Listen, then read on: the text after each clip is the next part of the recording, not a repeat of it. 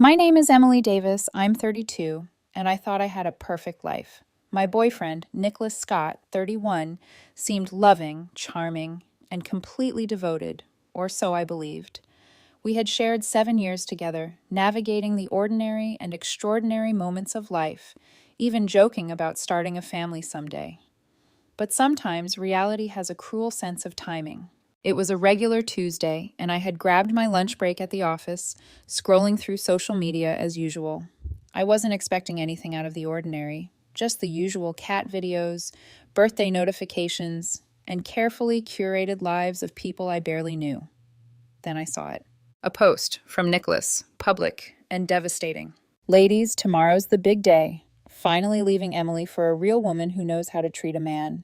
My coffee nearly spilled. I blinked, thinking my eyes were playing tricks. But there it was, bold, undeniable, and grotesquely public. The woman he was bragging about leaving me for? Vanessa, his ex-girlfriend, the one I had met a few times at office gatherings and thought was harmless. The post went on to boast about how she earned more than I could imagine, how she understood him in ways I never could, and even casually hinted at some imagined intimacy. He had even included emojis, those little bells of cruelty that made my blood run cold. And the worst part? He thought it was private. He hadn't realized his privacy settings were off after some Facebook update. This post wasn't just public. It was viral waiting to happen. I sat there, frozen, staring at my phone. 7 years of trust, shared plans, countless quiet nights, all reduced to a Facebook boast about my loser status. Then I noticed something almost instinctual. My hands weren't shaking. My breathing slowed. While part of me wanted to scream, another sharper part of me was calculating. He had made a mistake, a huge mistake. I screenshot the post, then another, and another. Evidence had to exist beyond my disbelief. I had a plan forming, even in the first few minutes. Document everything, stay calm, and don't react impulsively. Comments started rolling in almost immediately. Vanessa's friends chimed in, "Wow, really? Didn't see this coming." Other mutual acquaintances typed in shock. And then, something unexpected. Nicholas's mother, always vigilant, commenting frantically, asking if this was really happening. I let it ring for a while when he called me.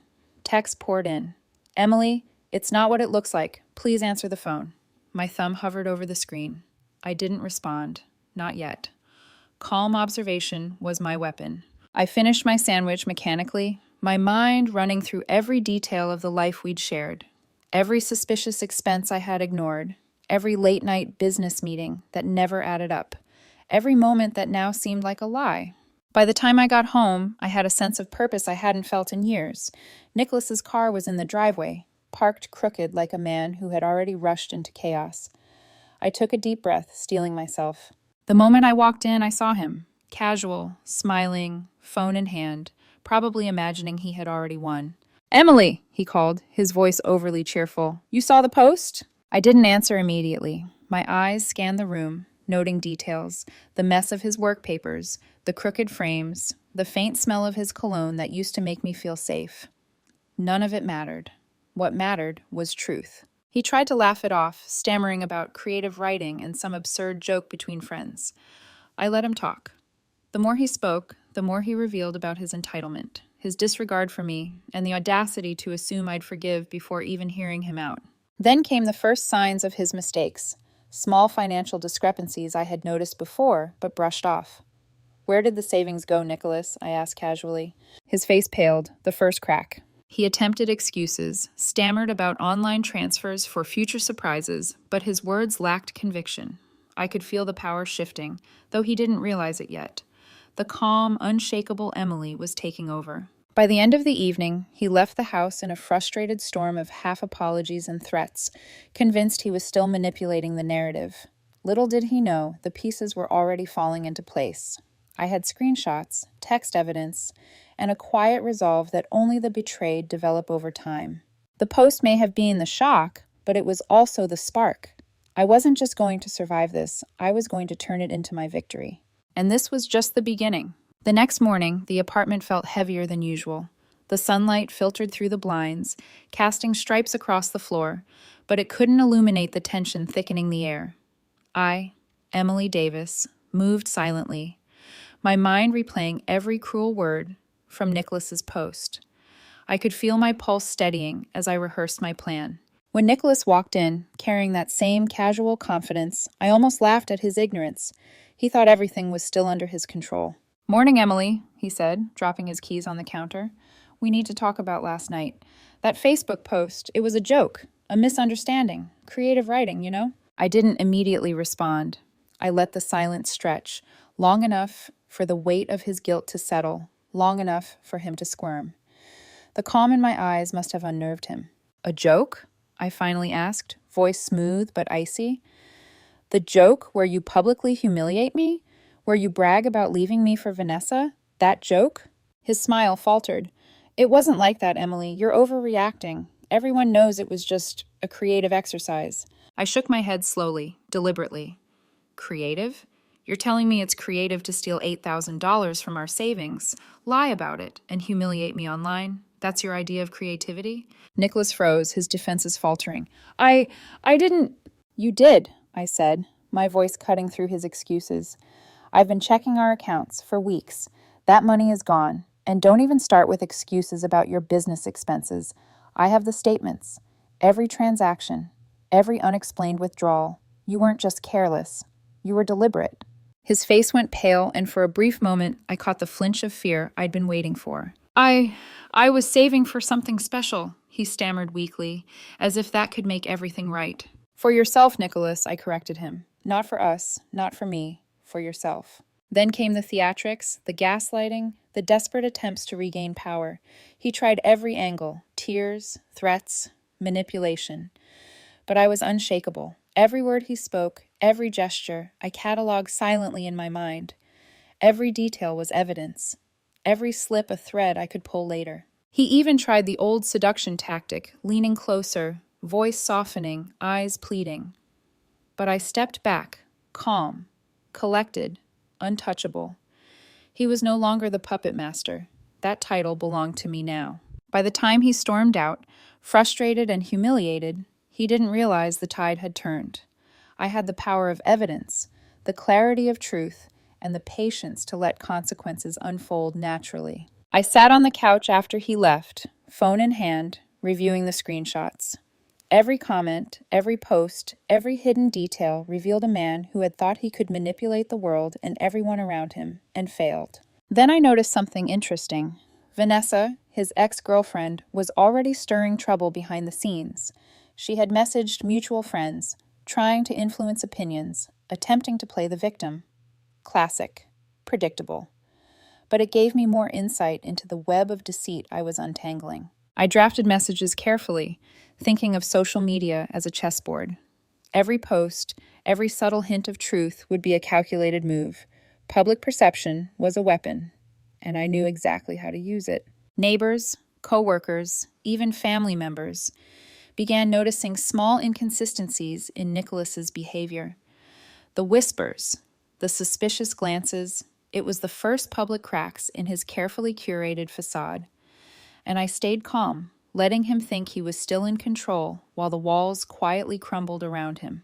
That evening, I prepared a quiet dinner for myself, though my appetite was gone. My mind was elsewhere, strategizing, planning, anticipating the fallout. The calm smile I wore was genuine in one sense. I was no longer afraid. I had been betrayed, yes, but betrayal had forged a sharper, more deliberate version of me. Nicholas's departure wasn't the end, it was the beginning. He would try to reclaim control, to manipulate, to gaslight. But I had the upper hand.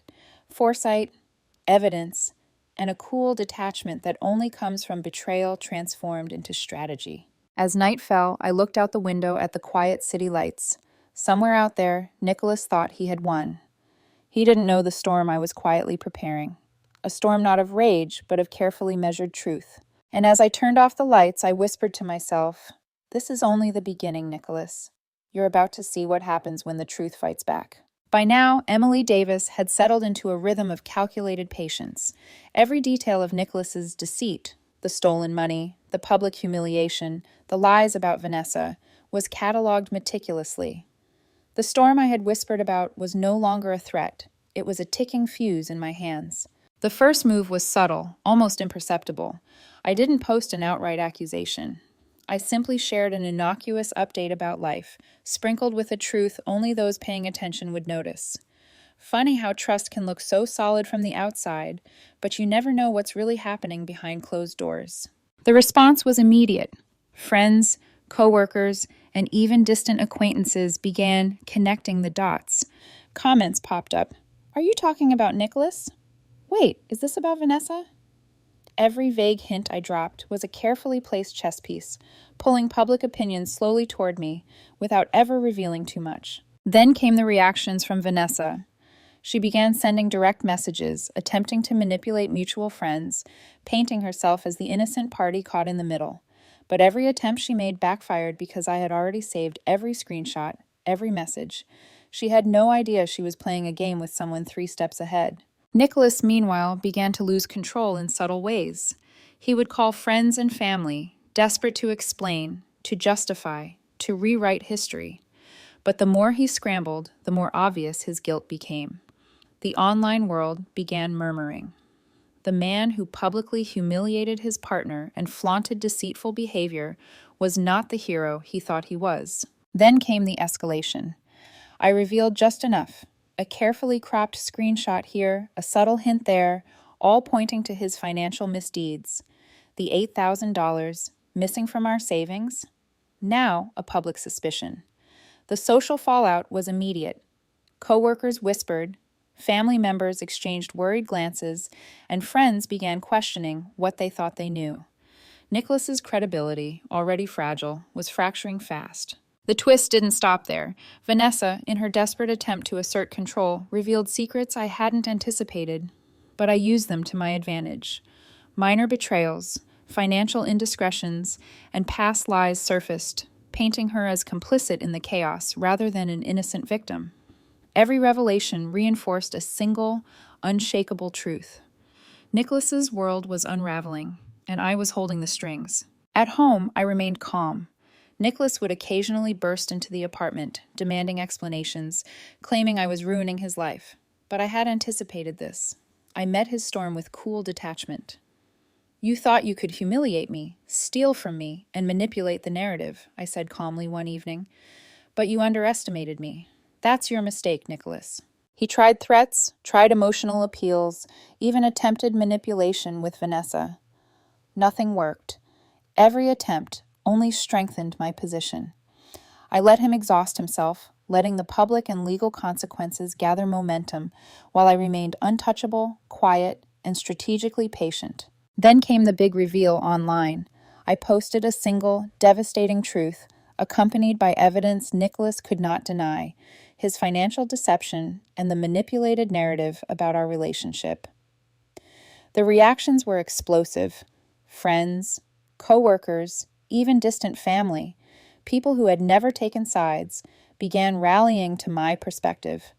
Social media, which he had thought he could control, had turned into a spotlight exposing everything. By the end of the week, Nicholas's credibility was nearly non-existent. Vanessa, desperate and humiliated, retreated to nurse her own wounds. Even his closest friends began to question his actions. Every move I had made, every calculated reveal, had paid off. I wasn't just surviving, I was winning. And through it all, I learned a vital truth about betrayal. Calm strategy and patient observation are far more devastating than anger or rage. By letting Nicholas and Vanessa expose themselves, by documenting every misstep, and by revealing only what I needed to, I had created a perfect storm without ever raising my voice. I sat on my balcony one evening, the city lights flickering below. I let myself exhale fully for the first time in weeks. The humiliation, the social fallout, the escalation, it had all been necessary, all part of a carefully executed plan. Nicholas's world was falling apart, and I watched it happen not with glee, but with quiet satisfaction. The storm had reached its peak, and I was still standing, calm, unbroken, and in control. The next steps would involve the legal consequences, the final resolution of the betrayal, and my ultimate triumph. But for now, I let the chaos settle where it belonged, on Nicholas's shoulders. The months that followed were a study in patience and precision. I, Emily Davis, had learned one undeniable truth. Betrayal reveals its own cracks if you simply watch and prepare. Nicholas's arrogance, his lies, and his sense of entitlement had all been documented, saved, and carefully cataloged. The storm was now fully in motion, and the final act of justice was inevitable. The legal process began quietly. Nicholas, still reeling from the public fallout, was blindsided when I presented evidence of his financial misconduct, property damage, and manipulation. $8,000 siphoned from our shared savings, transactions that he had assumed I wouldn't notice. Every detail was laid bare. Lawyers shook their heads at his audacity, and soon the consequences cascaded: fines, restitution, and formal recognition of his deceit. Vanessa, who had once seemed untouchable in her manipulations, faced her own reckoning. Screenshots of her messages, proof of complicity, and documentation of her attempts to interfere with mutual acquaintances revealed her duplicity. Friends and coworkers began quietly distancing themselves, and her credibility crumbled under the weight of undeniable facts. The social aftermath was swift. Mutual friends, who had been unsure where to stand, now saw the full picture. Nicholas's attempts to manipulate the narrative publicly had failed spectacularly. Even those who had doubted me before now recognized the truth.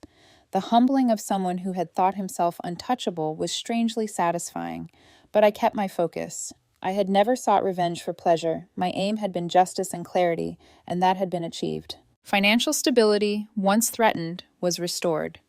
The missing savings were recovered, and my personal accounts, long monitored for security, were finally safe.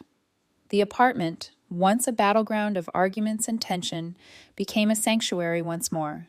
Peace returned, not as a fleeting sensation, but as a tangible reality. Nicholas, humbled and enraged, attempted one last play: threats, desperate calls, and even social media attempts to regain control of the narrative.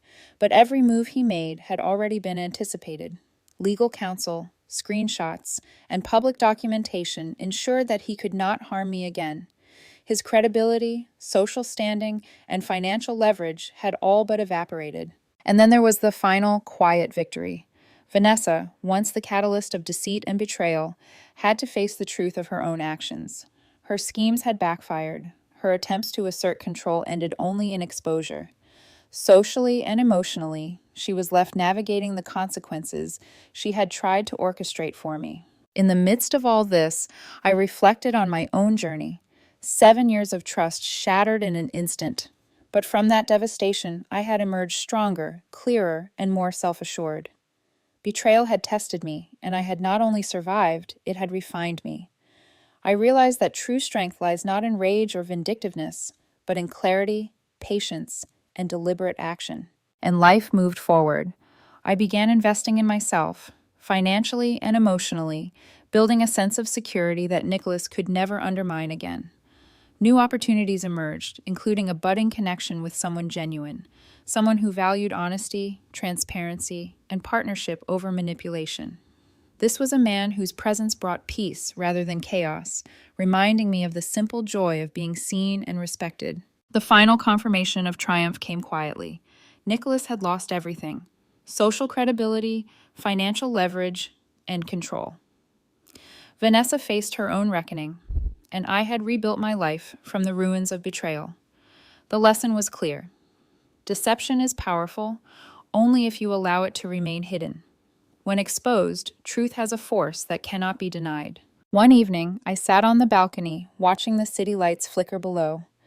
I let myself smile, not a triumphal grin, but a gentle, satisfied smile.